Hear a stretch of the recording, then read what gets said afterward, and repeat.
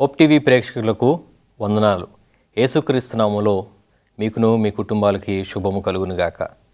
చిన్న ప్రార్థన చేసుకొని ఈ దినపు వాక్యాన్ని మనం ధ్యానం చేద్దాం. ప్రార్థన. అత్యున్నతమ సింహాసనంపై ఆసీనుడగు మా తండ్రి, మీకు వందనాలు. నీ అత్యున్నతమైన కృపను బట్టి, ప్రేమను, దయను బట్టి, మా జీవితాల్లో మీకున్న ప్రణాళికను బట్టి వందనాలు. మా జీవితాల్లో మీరు చేసిన వాగ్దానాలన్నీ కూడా ఎంతో ఉన్నతమైనవి, ఎంతో గొప్పవి. వాటన్నిటిని కూడా జ్ఞాపకం చేసుకుంటున్నాము.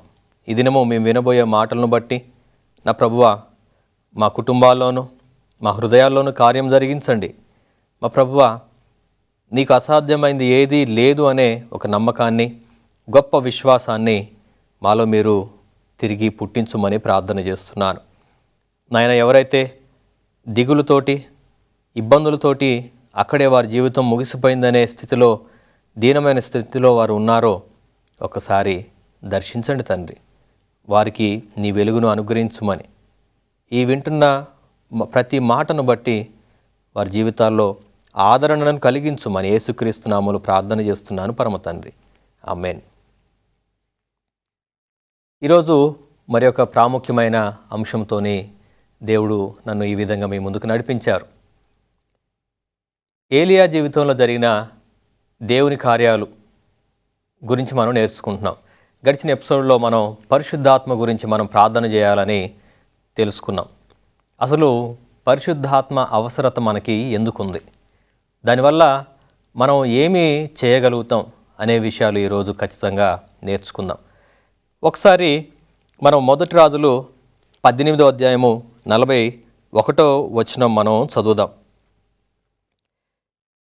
పిమ్మట ఏలియా, విస్తారమైన వర్షం వచ్చినట్లుగా ధ్వని పుట్టుచున్నది, నీవు పోయి భోజనము చేయమని ఆహాబుతో చెప్పగా ఆహాబు భోజనము చేయబోయాను.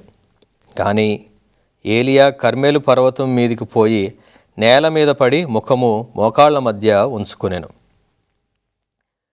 ఏలియా ఇక్కడ మనం గడిచిన ఎపిసోడ్లో చెప్పుకున్న విధంగా ప్రార్థన చేసిన వెంటనే దేవుడు పరిశుద్ధాత్మను ఈ భూమి మీదకి ఒక అగ్నిని దింపడము, ఈ అగ్ని వచ్చి అక్కడున్న బలిపీఠం మీద ఉన్న పశువు, కట్టెలు, రాళ్ళు, నీళ్లు అంతటిని కూడా కాల్చి దహించి వేయడం మనం చూసాం. బాగానే ఉంది. జనాలందరూ కూడా, అక్కడ కూర్చున్న వాళ్ళు, జనులందరూ కూడా అగో యెహోవాయే నిజమైన దేవుడు, యెహోవాయే నిజమైన దేవుడు అని గొప్పగా చెప్పడం మనం చూసాం. ఏలియాలో మాత్రం ఇంకా ఒక నిరీక్షణ, ఇంకా ఒక దేనికోసమో వెయిట్ చేస్తున్నారు. ఎందుకు? కార్యం ఒకటి జరిగింది కదా. ఏలియా ఇంకా దేనికోసం వెయిట్ చేస్తున్నారు? అయితే మనం ఒకటి మర్చిపోకూడదు. ఏలియా ఇక్కడికి వచ్చిన ఉద్దేశం ఏంటి అని అంటే, దేవుడు 18వ అధ్యాయం స్టార్టింగ్లో ఏం చెప్తున్నారు? నేను వర్షము రప్పించబోతున్నాను, నువ్వు వెళ్ళి ఆహాబును గలువు అన్నారు. వీళ్ళు కరువులో ఉన్నారు కదా, వర్షాలు లేని ప్రాంతంలో ఉన్నారు కదా. అక్కడికి ఏలియా వచ్చిన ఉద్దేశం వర్షం తెప్పించడం. ఇక్కడ ముందు అగ్ని దిగి వచ్చింది, అంతా బాగానే ఉంది. కార్యం చూశారు, అందరు కూడా దేవుణ్ణి తెలుసుకున్నారు, బాగానే ఉంది. అక్కడతోటి ఏలియా పని అయిపోలేదు. ఏలియాని దేవుడు పంపించిన ఉద్దేశం అక్కడ వర్షం రప్పించడం. ఈ కాలిపోవడం ఇదంతా జరిగిన తర్వాత ఏలియా అటు ఇటు ఆకాశంలో చూశారు. కానీ అక్కడ ఇంకా వాళ్ళు అప్పటిదాకా ఏమీ సూచన ఏం లేదు, వర్షం వచ్చే పరిస్థితి ఏం కనపడట్లేదు. ఏలియా మీద ఇప్పుడు గొప్ప బాధ్యత ఉన్నది. ఆహాబు నేను తీసుకొచ్చినందు కూడా నీకు వర్షం తీసుకొస్తా అనే మాట చెప్పి ఆహాబుని అక్కడికి తీసుకొని వచ్చారు. అక్కడున్న వాళ్ళందరినీ కూడా అక్కడికి పిలిపించిన ఉద్దేశమే వర్షం తీసుకొస్తా అని. కానీ పైన సూచన ఏమీ లేదు. ఎటు చూసినా కానీ అంతా దుమ్ము, ఎండిపోయిన చెట్లు. 3 సంవత్సరాల నుంచి వర్షం పడని ప్రాంతం ఎలా ఉంటుంది? అంతా కూడా ఆరిపోయి, ఆ బండలు, గడ్డి మొక్క అనేది లేదు, మొత్తం ఎండిపోయి అంతా కూడా బీటల వారి ఉన్నది. అక్కడ చల్లటి గాలి కూడా వచ్చే పరిస్థితి లేదు. కానీ ఏలియా ఏం చెప్తున్నారట? విస్తారమైన వర్షము వచ్చినట్లుగా ధ్వని పుట్టుచున్నది అంటున్నారు. ఏలియా మాత్రమే ఆ ధ్వని విన్నారు. దేవునికి మహిమ కలుగునుగాక. ఏలియా ఆ రాబోతున్న వర్షం యొక్క ధ్వని ముందుగానే విన్నారు. ధ్వని రాబోతా ఉన్నది, నువ్వు వెళ్ళి భోజనం చేయనంటే ఆహాబుకు వినబడట్లేదు ఆ ధ్వని.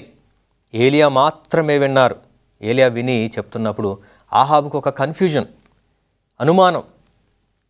ఏలియా అయితే చెప్పిండు కానీ ఎందుకు ఇప్పుడు ఇక్కడ జరిగిందంతా, ఇప్పుడు నేను వెళ్ళి భోజనం చేయాల్సినంత గొప్ప పని ఏం జరుగుతుంది ఇక్కడ, నాకు వర్షం ఏం రాలేదు కదా, అయినా ఎందుకు ఈయన నన్ను భోజనం చేయమంటున్నాడనే కొన్ని ఆలోచనలో తన తలలో తిరుగుతూ ఉండగా ఆహాబు ఏలే చెప్పిన విధంగా సరే ప్రయత్నం అయితే చేద్దాం, ఏలే చెప్తున్నారు కదా వెళ్ళి ప్రయత్నం చేద్దామని భోజనం చేయడానికి ఆయన పైకి వెళ్ళారట. ఆయన భోజనం చేయడానికి 42వ వచనం, ఆహాబు భోజనం చేయబోయని గాయని ఏలియా కర్మెలు పర్వతం మీదికి పోయి నేల మీద పడి ముఖము మోకాళ్ళ మధ్యను ఉంచుకొనెను. ఏలియా మీద భారం ఉన్నది, వర్షం వచ్చే సూచన కళ్ళకైతే కనపడట్లేదు కానీ ఏలియాకి మనసుకు తెలుసు తనలో పరిశుద్ధాత్మ ప్రేరేపణ ఉన్నది, తన మీద పరిశుద్ధాత్మ అభిషేకం ఉన్నది కనుక ఏలియాకు తెలుసు. వెంటనే కర్మేలు పర్వతం పైకి వెళ్ళి అక్కడ ప్రార్థన చేయడం మొదలుపెట్టారు. ఏ విధంగా అంటే మొత్తం ముడుచుకున్నారు, తన కాళ్ళ సందులో తలబెట్టుకొని ప్రార్థన చేస్తూ ఉన్నారు. అయ్యా ఏమని ప్రార్థన చేస్తున్నారు విందాం ఒకసారి. పర్వతం మీదకి పోయి తన ముఖము మోకాళ్ళ మధ్య ఉంచుకొని తరువాత అతడు తన దాసును పిలిచి నీవు పైకి పోయి సముద్రము వైపు చూడుము అనగా వాడు మెరక ఎక్కి పారదూచి ఏమీయూ కనబడట్లేదన్నారట. మొదటిసారి తన దాసుని పంపిస్తున్నారు, ఏమన్నా అవకాశం కనపడుతుందా వర్షం వచ్చే విధంగా సముద్రం వైపు చూడు. ఇంకా కొంచెం పైకెక్కి వాళ్ళ దాసుడు చూసి వచ్చాడు కానీ అయ్యా ఏమీ లేదు. ఏలియా అప్పుడు ఏం చెప్పారు తెలుసా, ఇంకా 7 సార్లు వెళ్ళి చూసిరా. విశ్వాసం, ఒకసారికి కార్యం కనపడలేదు కానీ కృంగిపోలేదు, ఇంకా 7 సార్లు వెళ్ళి చూసిరా. 7వ మారు చూచి అదిగో మనిషి చెయ్యి అంత చిన్న మేఘము సముద్రం నుండి పైకి ఎక్కుతున్నది అనేను. 7వసారి కనిపించిందండి. మధ్యలో ఎన్నిసార్లు వెళ్ళి ఉంటాడు ఆ దాసుడు కూడా, ఏంటి ఏమి లేదు కానీ ఈయన ఎన్నిసార్లు వెళ్ళమంటున్నాడు వెళ్ళమంటున్నాడు, నేను ఎన్నిసార్లు తిరగాలి, విసుక్కొని ఉండొచ్చు కదా. ఆయనలో కూడా రకరకాల ఆలోచనలు వచ్చి ఉండొచ్చు. ఏలియా ఏంటి ఎన్నిసార్లు చెప్తున్నాడు మా దాసుడు కదా. మన సేవకులు పాస్టర్లు కూడా ఏదైనా పని చెప్పినప్పుడు ఒకసారి చెప్తే ఓకే, 2వసారి 3వసారి చెప్తే యవనస్తులు చర్చికి కూడా రావట్లా, నాకే ఊకే పని చెప్తుండు. తల్లిదండ్రులు కూడా మా పిల్లగాడికే ఊకే పని చెప్తున్నారు అంటారు కదా. కానీ ఏలియా 7వసారి కూడా వెళ్ళమన్నప్పుడు ఆయన 7వసారి వెళ్ళొచ్చిన తర్వాత చెప్పిన మాట ఏంటంటే, మనిషి చెయ్యంత చిన్న మేఘం ఒకటి కనపడుతుంది, దూరం నుంచి ఒక చిన్న మేఘం ఒకటి కనపడుతుంది అన్నప్పుడు ఏలియాలో ఒక గొప్ప సంతోషం మళ్ళీ మనం గమనించవచ్చు. సముద్రం నుండి పైకి ఎక్కుతున్నది అని చెప్పాను. అప్పుడు ఏలియా నీవు ఆహాబు దగ్గరకు పోయి నీవు వెళ్లకుండా వర్షం నిన్ను ఆపకుండానట్లు నీ రథమును సిద్ధపరచుకోమని పొమ్మని ఆయనతో చెప్పి పంపించారట. ఏలియా పైకి వెళ్ళి భోజనం చేస్తున్నారు కదా, ఏలియా దగ్గరికి దాసుని పంపిస్తున్నాడు, నువ్వు వెళ్ళి తొందరగా ఆయనకు చెప్పు, తొందరగా రథం రెడీ చేసుకోవాలి, ఇంకా భోజనం చేసిన చాలు, ఇక తొందరగా వెళ్ళిపోవాలి, అంత పెద్ద వర్షం వస్తుందంటే ఆహాబు కూడా ఆశ్చర్యమవుతుంది. అరే ఇప్పుడే కదా నన్ను భోజనానికి వెళ్ళమన్నారు, ఎంతసేపు వర్షం లేదు ఏం లేదు, ఓ పెద్ద ఉరుములు లేవు మెరుపులు లేవు, అంత పెద్ద వర్షం ఎక్కడి నుంచి వస్తుంది అనుకుంటూనే ఆయన ఆ భోజనం పరిస్థితులన్నీ కూడా ముగించేసి తన రథాన్ని సిద్ధం చేసుకున్నారు. ఆకాశము మేఘములతో గాలివానతోనూ కారు గమ్మెను, మోపైన వాన కురిసెను గనుక ఆహాబు రథమెక్కి యెజ్రెయేలునకు పోయెను. ఇక్కడ మనం గమనించినప్పుడు ఆహాబు ఏలియా మాట విని అన్ని రథం సిద్ధం చేసుకోగానే ఒక పెద్ద వర్షం మోపోయిందంటే, ఎట్లా అంటే కారు మబ్బులు, అప్పటిదాకా ఏమీ లేదు, కొంచెం సూచన కూడా లేదు, ఉన్నపాటుగా వాతావరణం అంతా కూడా మారిపోయింది. అది ఎంత భయంకరంగా అంటే ఇంకా వాళ్ళకి చూడడానికి కూడా ఏమీ కనబడనంత చీకటి గమ్మేసింది. వర్షము, గాలి, ఉరుములు, మెరుపులు ఉన్న పాటుగా 3 సంవత్సరాల తరువాత ఆ ప్రాంతంలో వర్షం మొదలైంది. ఆ టైంలో ఏలియా కూడా ఆ రథంతో వెళ్ళడం మనం చూస్తున్నాం. ఇక్కడ మనం గమనించినప్పుడు 45వ వచనంలో హెవీ రెయిన్ వస్తున్నప్పుడు ఈయన యెజ్రెయేలునకు ఆహాబు రథం ఎక్కి బయలుదేరారు. ఇక్కడ వరకు మనం గమనించినప్పుడు అపోస్తుల కార్యములు 2వ అధ్యాయము 17వ వచనంలో ఉన్న మాటలు మనం జ్ఞాపకం చేసుకోవాలి. అపోస్తుల కార్యములు 2వ అధ్యాయము 17వ వచనం నేను చదువుతున్నాను. ఇక్కడ మనకి అందరికీ కూడా ఒక వాగ్దానం ఉంది. అంత్యదినముల యందు నేను మనుషులందరి మీద నా ఆత్మను కుమ్మరించెదను. మీ కుమారులను మీ కుమార్తెలను ప్రవచించెదరు. మీ యవ్వనులకు దర్శనము కలుగును. మీ వృద్ధులు కలలు కందురు. ఆ దినములలో నా దాసుల మీదను నా దాసురాండ్ర మీదను నా ఆత్మను ఉంచెదను గనుక వారు ప్రవచించెదరు. పైన ఆకాశమందు మహత్కార్యములు, క్రింద భూమి మీద సూచక క్రియలను, రక్తమును, అగ్నిని, పొగ, ఆవిరిని కలుగజేసును అని ఇక్కడ యోవేలు ద్వారా వచ్చిన ప్రవచనాన్ని మళ్ళీ మనకు పేతురు గారు ఇక్కడ మనకి చెప్తా ఉన్నారు. మనము కూడా ఈ వాక్యాన్ని జ్ఞాపకం ఉంచుకోవాలి. అంత్యదినాల్లో మనం ఉన్నాం. ఎంతమంది నాకు పరిశుద్ధాత్మ శక్తి పొందుకునే అవకాశం ఉంది అని నమ్ముతున్నాం? ఈ పరిశుద్ధాత్మ ఆ వర్షపు జల్లును మనం వినగలుగుతున్నామా? ఏలియా జరగబోయే కార్యాన్ని ఆల్రెడీ ఆయన విన్నారు. అక్కడ కంటికి కనపడే సూచనలు ఏమి లేనప్పటికి కూడా అగో పెద్ద వర్షం రాబోతుందనే శబ్దం ఆహాబుకు చెప్పారు ఆయన. ఒక శబ్దం వస్తుంది అని. ఈ పరిశుద్ధాత్మ శబ్దాన్ని మనం వినగలుగుతున్నామా? మనం ఎందుకు పరిశుద్ధాత్మ శబ్దాన్ని నిర్లక్ష్యం చేస్తున్నాం? పరిశుద్ధాత్మ ద్వారా గొప్ప కార్యాలు మీరు చేస్తారు అని రాయబడి ఉంది ఇక్కడ. అంత్యదినాల్లో జనులందరి మీద కూడా నా ఆత్మను నేను కుమ్మరిస్తాను అని దేవాది దేవుడు మనందరికీ కూడా గొప్ప వాగ్దానాన్ని ఇస్తున్నప్పుడు ఈ ఆత్మ కార్యాలు జరగబోయే, ఈ పరిశుద్ధాత్మ ద్వారా జరగబోయే కార్యాలు మనం ఎందుకు చూడలేకపోతున్నాం? ఆ కార్యాలు మనం ఎందుకు వినలేకపోతున్నాం? ప్రజెంట్ డైరెక్ట్గా ఏదన్నా ఇట్లా అంటే పడిపోయేదైతేనే దేవుని కార్యంగా మనం చూస్తున్నామా? లేకపోతే జరగబోయే వాటిని మనం ఎందుకు గమనించలేకపోతున్నాం? లేదా ఎవరో కొద్దిమందికి మాత్రమే ఈ పరిశుద్ధాత్మ అభిషేకం అని మనం దేవుని పరిశుద్ధాత్మని నిర్లక్ష్యం చేస్తున్నామేమో. ఇక్కడ మనుషులు అందరి మీద నా ఆత్మను కుమ్మరించెదును అనున్నా. మనుషులందరనంటే దేవుని స్వరూపంలో ఉన్న ప్రతి ఒక్కరు, మనుషులుగా ఉన్న ప్రతి ఒక్కరికి ఈ పరిశుద్ధాత్మను పొందుకునే అవకాశం ఉంది. కానీ దాన్ని మనం నిర్లక్ష్యం చేసుకుంటున్నామేమో. పరిశుద్ధాత్మ అనేది ఏ ఒక్కరి సొత్తు కాదు. పరిశుద్ధాత్మ దేవుడు అందరికీ దేవుడు. ఆయన అందరినీ కూడా సమానంగా ప్రేమించే దేవుడు. నేను తక్కువ కులం వాడినాను, నేను తక్కువగా చదువుకున్నాను, నేను వయసులో అయిపోయానో, ముసలివాడిని అయిపోయానో, లేదా నేను ఇంకా చిన్నవాడినే అనో మనం అనుకోవాల్సిన అవసరం లేదు. ప్రతి ఒక్క వయసు వారికి ఇక్కడ సంబంధం ఉంది. పరిశుద్ధాత్మ అభిషేకం ఉన్నది. మనుషులందరి మీద నా ఆత్మను కుమ్మరించేదని అన్నారు. ఫస్ట్ కుమారులను కుమార్తెలను ప్రవచించేదరన్నారు. చిన్నపిల్లలు, చిన్నవాళ్ళు అనుకుందాం వీళ్ళు. తర్వాత యవ్వనులకు దర్శనములు కలుగును. యవ్వనస్తులు, టీనేజర్స్ అందరూ కూడా దర్శనాలు చూస్తారట. ఇంకేమున్నది? వృద్ధులు కలలు కంటారు. పెద్దవాళ్ళు, వృద్ధులు, వృద్ధాప్యంలో ఉన్న ముసలి వాళ్ళందరూ కూడా కలలు కంటారట. దేవునికి సంబంధించిన కలలు. ఇంకా ఆ దినములలో నా దాసుల మీదను దాసురాండ్ర మీదను నా ఆత్మను కుమ్మరించేదను కనుక వారు ప్రవచించేదను. దేవుని దాసులుగా ఉన్న ప్రతి ఒక్కరి మీద, అంటే ఇంకిందులో ఏ ఒక్కరు కూడా మిస్ అయిపోవాలి.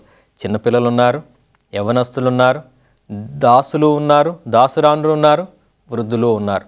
అన్ని వయసుల వారికి కూడా ఇది అవకాశమే. ఇక్కడైతే నాకేమి కులాలని, చదువుకున్న వాళ్ళు చదువుకోని వాళ్ళని, లేకపోతే ఈ కులం వాళ్ళకి ఈ వర్గం వాళ్ళకి ఇస్తాను, తెల్లోళ్ళు నల్లోళ్ళని ఇదేమి నాకు కనపడలేదు. మనుషులు అందరూ అంటే మనము అందరం కూడా మనుషులమే. మనందరికీ కూడా దేవుని పరిశుద్ధాత్మ వరమునివ్వడానికి సిద్ధంగా ఉన్నారు. మనం చేయాల్సిందల్లా దేవుని ఆత్మ కార్యాలు, ఆ జరగబోయే కార్యాలు మనం వినాలి. ఏలియా విన్నారు, కార్యం చూశారు. జరగబోయే కార్యాన్ని ఏలియా ముందుగానే విన్నారు కనుక ఆయన ఊహించిన దానికంటే కూడా గొప్ప కార్యం చూశారు. ఈరోజు పరిశుద్ధాత్మ మనందరికీ కూడా ఒక వర్షంలాగా దేవుడు ఇవ్వబోతా ఉన్నారు. ఈ పరిశుద్ధాత్మను పొందుకోవడానికి ఎంతమంది సిద్ధంగా ఉన్నారు? ఎంతమంది పరిశుద్ధాత్మ కార్యాలు చూడాలని, పరిశుద్ధాత్మ ద్వారా కార్యాలు జరిగించాలని, చెయ్యాలని ఎంతమంది ఆసక్తిగా ఉన్నారు? ఇక్కడైతే రాయబడి ఉంది, పైన ఆకాశమందు మహత్కార్యములు, క్రింద భూమి మీద సూచక క్రియలు, రక్తమును, అగ్నిని, పొగ, ఆవిరిని కలుగజేసేదును. ప్రభువు ప్రత్యక్షమగు ఆ దినమున రాక మునుపు సూర్యుడు చీకటిగాను, చంద్రుడుగాను, రక్తముగాను మారుదురు అని ఇక్కడ రాయబడి ఉంది. ఈ ప్రకృతి అంతటిని కూడా శాసించే శక్తి పరిశుద్ధాత్మ దేవుడు మనలో ఉన్న ప్రతి ఒక్కరికి ఇవ్వబోతా ఉన్నారు. మనం వీడియోలో చూసినట్టుగా కాదు, వీడియోలో కొంతమంది సేవకులు చేసినట్టుగా జిమ్మిక్కులు, మ్యాజిక్లు కాదు. కార్యం చూసిన ప్రతి ఒక్కరు కూడా అర్థం చేసుకుంటారు. ఏమని? సేవకుడు గొప్పోడు అని అన్నారు. అప్పుడు ఏలియాని మర్చిపోయారు. ఏలియా కార్యం చేసినప్పుడు, ఈ కార్యం చూసిన వెంటనే ఆ అగ్ని దిగి వచ్చిన వెంటనే జనులందరూ ఏలియాని కాదు జ్ఞాపకం చేసుకుంది. ఎవరిని జ్ఞాపకం చేసుకున్నారు? యెహోవా దేవుడే నిజమైన దేవుడు, యెహోవా దేవుడే నిజమైన దేవుడు అన్నారు. జరిగిన కార్యాన్ని బట్టి దేవుడు మనుషులు నిన్ను నన్ను కాదు జ్ఞాపకం చేసుకునేది. అక్కడ జరిగిన ఆ కార్యాన్ని బట్టి దేవుణ్ణి జ్ఞాపకం చేసుకునే అంత గొప్పగా దేవుని కార్యాలు ఉంటాయి. మనుషుల కార్యాలు వేరు, దేవుని కార్యాలు వేరు. అవి మనుషుల ఉద్దేశాలకు, ఆలోచనల కంటే కూడా చాలా ఉన్నతమైనవి. పరిశుద్ధాత్మ కార్యాలు చేయాలి, నేను కూడా పరిశుద్ధాత్మ ద్వారా వాడబడి నేను కూడా అద్భుతమైన సూచక క్రియలు చేయాలనే ఆలోచన, ఆశ నీకున్నట్లయితే ఈరోజు నిన్ను కూడా ఆహ్వానిస్తున్నాను. పరిశుద్ధాత్మ శక్తిని పొందుకుందాం. ఇంకా మనం గమనించినప్పుడు మత్తయి సువార్త 24వ అధ్యాయం 35వ వచనంలో రాయబడి ఉంది, ఆకాశమును భూమిని గతించినను నా మాటలను ఎప్పుడు కూడా నిలిచే ఉంటాయి అని ఇక్కడ రాయబడి ఉంది. దేవుని మాటలు మారిపోయే కాదు. నేను మనుషుల వంటి వాడను కాదు కాబట్టి మాటలు మార్చను అంటున్నారు దేవుడు. మనుషులు మారుస్తారేమో మాటలు, ఆలోచనలు మారిపోతాయి, కానీ దేవుని మాట ఎప్పటికి కూడా స్థిరంగా ఉంటుంది. ఆయన మర్చిపోయే దేవుడు కాదు.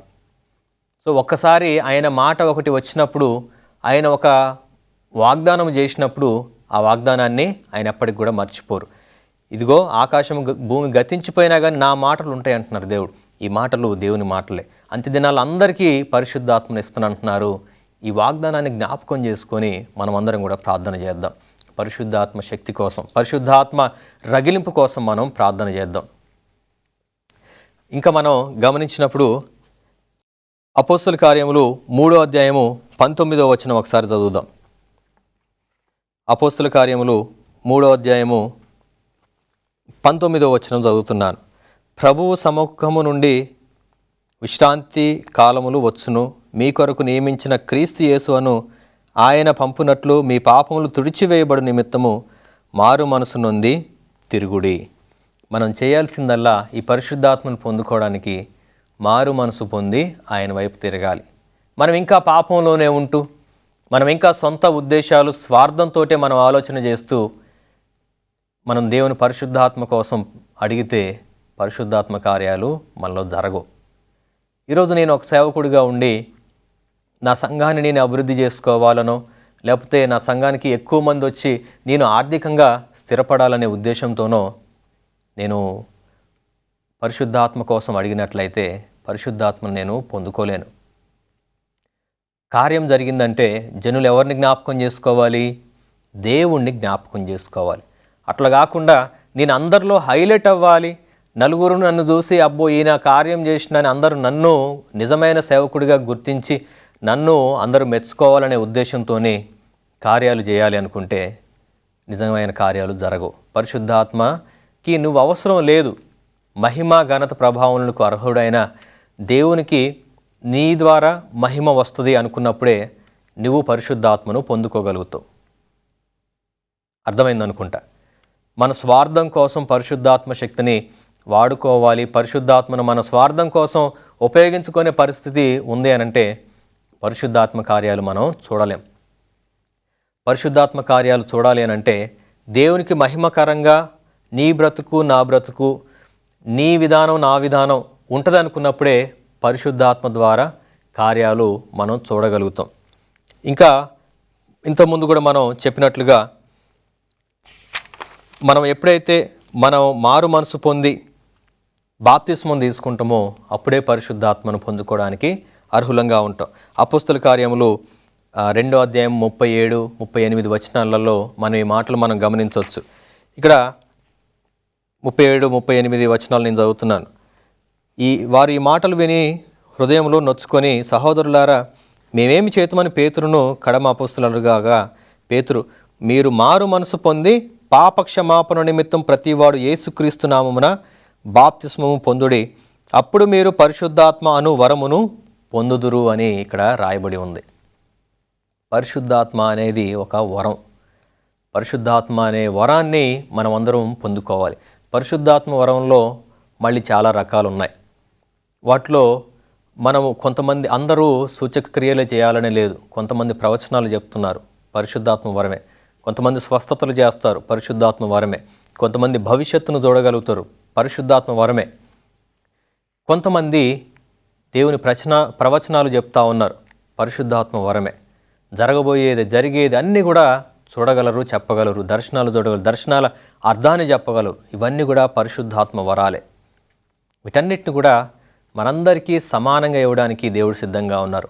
మీరు నేను చేయాల్సింది స్వార్థంతో పరిశుద్ధాత్మను అడగడం కాదు, కానీ దేవుని నామ మహిమార్థమే కార్యాలు నేను చేయడానికి సిద్ధంగా ఉన్నానని నిర్ణయం తీసుకొని మారు మనసు పొంది బాప్తిస్మం పొందుకున్నట్లయితే పరిశుద్ధాత్మ అనే వరాన్ని మనం పొందుకుంటాం.